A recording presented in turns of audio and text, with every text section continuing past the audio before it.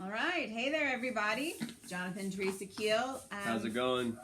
On our second video podcast talking about missionary life and who may or may not find that to be exciting. Today's topic, we will be talking about you might be called to be a foreign missionary if, and we'll talk about qualities that might encourage missionary life in the field, and then qualities that might make it a little bit more challenging to live in the foreign mission field. So, you might be called to be a missionary, foreign missionary, if the idea of living without modern conveniences excites you. For example, if you think it would be fun to see what it's like to live without a refrigerator and perhaps cook over a stove or a fire, take a bath in the river, if that sounds exciting to you, then you might be called to be a foreign missionary.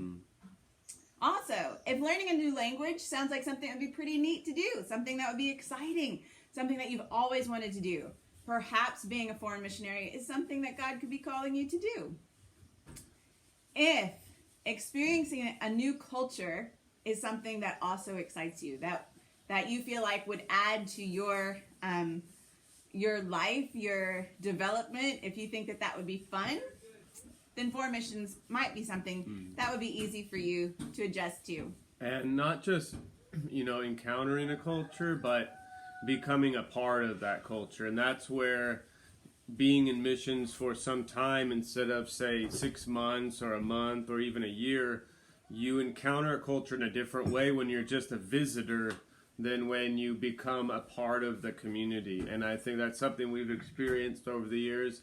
And that's something that's sometimes hard for, especially younger people coming in, is they kind of come in maybe for a month or 6 months and begin to find the excitement kind of has leveled off, and now you're becoming part of the culture. You might no longer be kind of the center of what's new and what's happening. And then you have to just kind of find your place in a foreign culture, and that's a whole different experience that we'll talk about later. You might be called to be a foreign missionary if God has touched you very deeply and you desire to share that love with those around you, that those who may not know of Jesus or not know him well, if it excites you to be able to tell people about him and bring him to people who have not had an experience with Jesus, then perhaps being a missionary, period, could be for you. But if all of the other qualities also are exciting for you, then perhaps you're called to be a foreign missionary. If you want holiness for yourself and for your family, if you have a family, then foreign missions may be something that God's calling you to. When you think about becoming a foreign missionary, I think for us, a lot of times we sit there and imagine, I just want to be able to serve these people. I want to be able to help them. I want to do this for the Lord. I want to be able to bring the Lord to everybody. But I will be honest, and I think most missionaries, after a little bit of time in the field, would agree with this. Missions does more for us personally. It forms us more personally in a spiritual way than whatever we do for anyone else. God's called us to missions not so that we can make the people we serve holy, but because he wants holiness for us. And so for us, I will be honest, foreign missions, I am positive that God has done more for me in my own heart and my own soul by calling me to foreign missions than anything that I've done for anyone in any of the places that we have lived. Let's see. If meeting new people is something that's exciting for you, then hey, missions might be good for you too.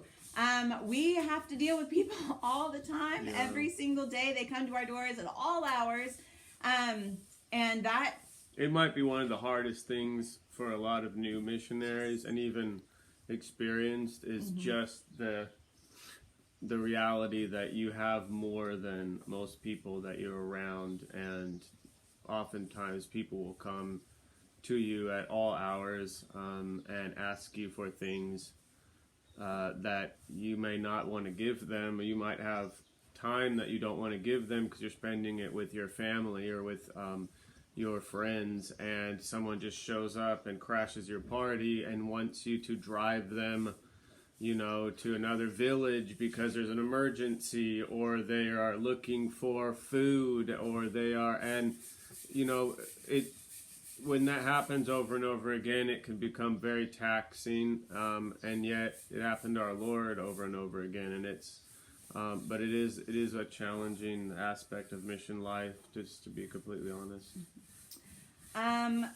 You will probably do well, or it will be a huge blessing for you if you go into foreign missions and you are able to laugh at yourself. I cannot tell you how many faux pas we have done speaking a foreign language. It's not our own, or learning that language, or just living in a different culture and doing things that we think is fine and that other people think is offensive. Happens all the time. Praise the Lord for friends who can correct us. But you need to be able to laugh at yourself. And you learn to speak less. Especially for someone like me. I talk a lot in English, and in Spanish I talk less because I can't speak as quickly in Spanish, and so I find that I've had to learn what's really important to say and what's not. If you can be flexible with your schedules and plans, huge plus. Yeah, I would say that's maybe one of the biggest things. Even when you have missionaries back in the United States, if you're working in some way in a parish or something, you have a schedule. I'll call friends back in the States, and I'll be in a situation where I'm in need, and oftentimes I have to fit myself in to kind of like a 9-to-5 schedule. They have everything set out and kind of quarantined to earmarked, you might say, their day. And as missionaries in a foreign country, oftentimes that just doesn't exist.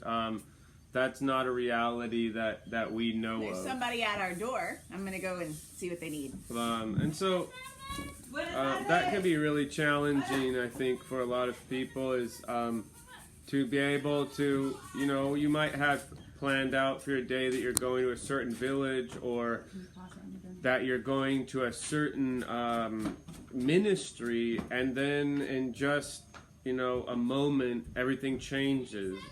The pastor comes by and wants to change something, or like this truck coming right now. That's why we're not really changing this. We want you to get an idea of what these situations can be like.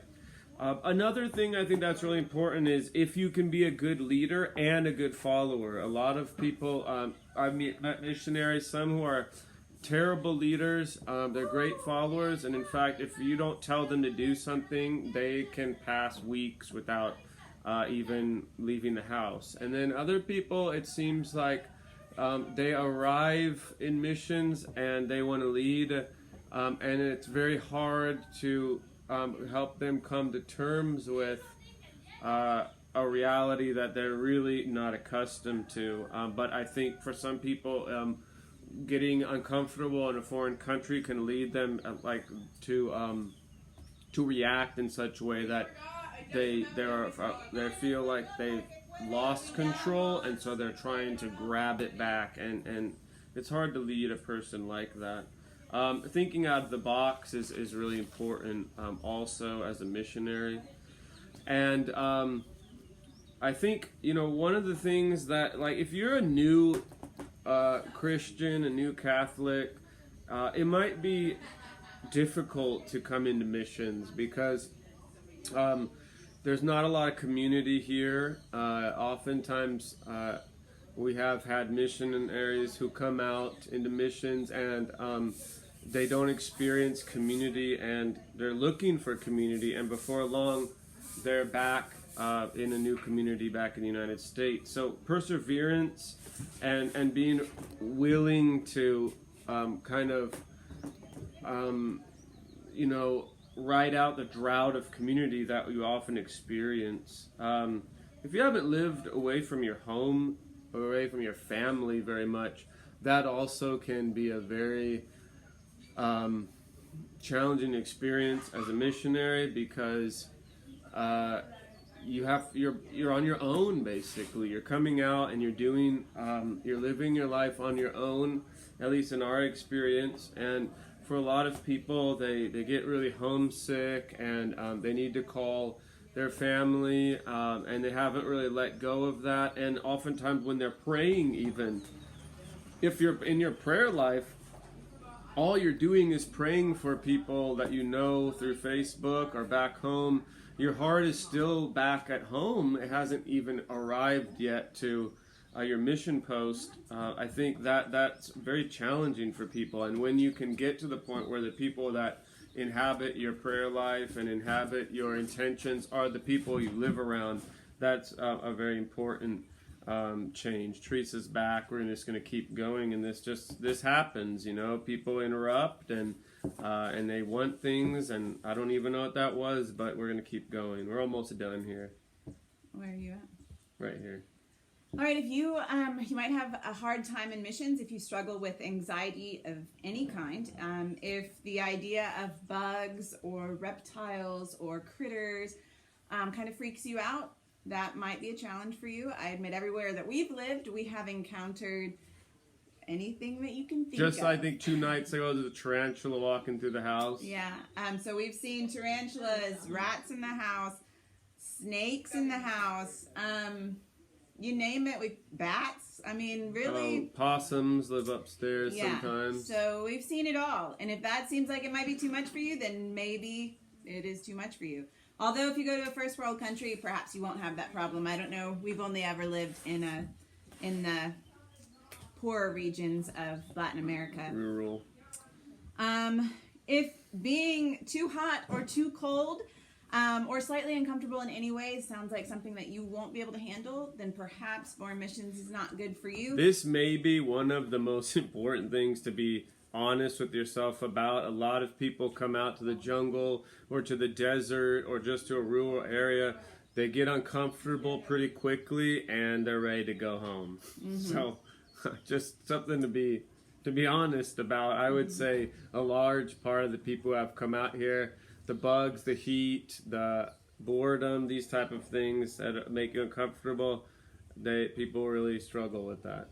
And it's one of those things that if before you go into missions you think it might be difficult, it's worse when you're living it because there's no getting away. I can honestly, before missions, I was like, oh yeah, I can totally handle bug bites.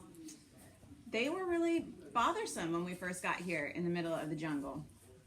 And lastly, if you struggle personally or your family struggles with hospitality, with having people come in your home, spending time with them, that is a very important part of missions. We have people in the house coming over all the time.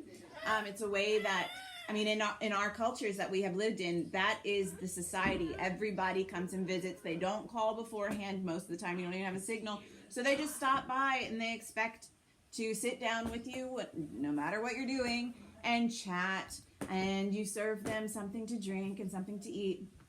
So it's something that you need to think about, like, are you good with that? But there are a few things that may help you if you are interested in doing it. Those are challenges, but it doesn't mean that you couldn't be called to missions. It doesn't mean that you couldn't do it. Just remember your prayer time. It's very important, staying close to the Lord. It gives you your energy to do what you need to do. Every day. Parents, you need to remember that you are the example for your children. Your children will mirror your behaviors. If you act like something is very bothersome, if you complain about it in front of the kids will complain as well. So you need to act like whatever you're doing is really fun, really exciting. It's an adventure that everybody can enjoy, whether or not you actually feel that way. And your kids will be happier, you will be happier, and eventually, actually, it does become more of an adventure, a little bit of a game. It's kind of fun. This is very important to remember. Just because missions is hard, just because you're going through something difficult, because something bad happened in life, or you haven't had water for 3 weeks or whatever, just because that's happening does not mean that God does not want you in missions. It's not the devil who's attacking you. It's not God saying, get out of there. It is you being stretched and formed and learning to be malleable. It's teaching you perseverance, and it's teaching you self-discipline, and it is a good thing, and we need to accept it, love it, live into it, and then we will become the people that God has created us to be. A very foundational moment when you discover or you're able to accept that all of the challenges in missions aren't the devil, they're not the enemy trying to take you down, they're just life in a different country, but also it's just your own personal